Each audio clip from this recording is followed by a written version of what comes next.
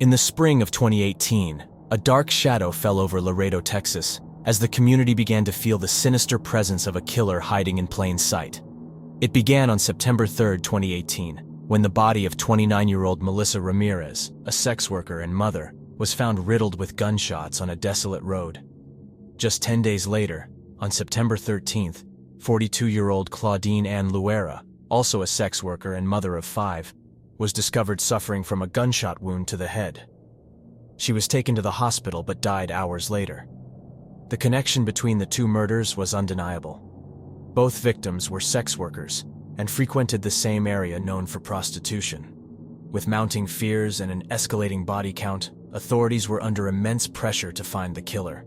On September 14th, Erika Peña, another sex worker and friend of Melissa Ramirez, climbed into a white Dodge Ram driven by a regular client she only knew as David. They began a conversation, and when Pena mentioned Ramirez's murder, he began acting weird and claimed he was afraid they would link him to the murder since he was the second-to-last person to be with Melissa. Pena became uneasy and suspicious that he was involved in her friend's murder.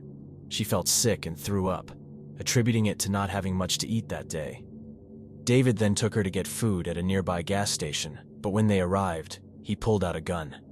Pena's quick thinking allowed her to escape. She ran shirtless toward a state trooper who was pumping gas at the station. She relayed all the information to the officer and named the perpetrator as David, providing the make and model of his car. A be on the lookout alert was then issued, and a day later, officers found David's car at a nearby convenience store. Once officers spotted David, one of them explained from a distance that his vehicle was connected to the murder cases. After that, David ran on foot to a nearby parking garage at the Ava Hotel, where he was found in the bed of a truck and arrested on the same road where he had picked up his victims. He was identified as Juan David Ortiz, a decorated Border Patrol agent.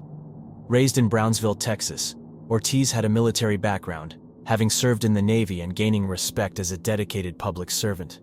Yet beneath this facade of normalcy, his life was spiraling out of control. Friends noted his increasing signs of stress, excessive drinking, and troubling behavior. Ortiz had sought help at a VA clinic for PTSD, but the darkness within him only grew. In the hours between Pena's escape and his arrest, Ortiz killed 2 other women, a transgender woman known as Janelle Ortiz, whom he shot to death, and Guiselda Alicia Hernandez, who died of blunt force trauma to the head from an unidentified object. After being taken into custody, Ortiz was initially silent during interrogation, but ultimately confessed, claiming he felt compelled to eradicate the women he had murdered, whom he referred to as scum of the earth. He expressed no remorse for his actions, even recalling how Hernandez had pleaded for her life as he killed her. As Ortiz made his first court appearance in January 2019, he pleaded not guilty to capital murder charges. On December 7, 2022, he was convicted in all 4 murders and sentenced to life in prison without parole. The Webb County District Attorney decided not to seek the death penalty as the families of the victims believed it would have been letting him off too easily.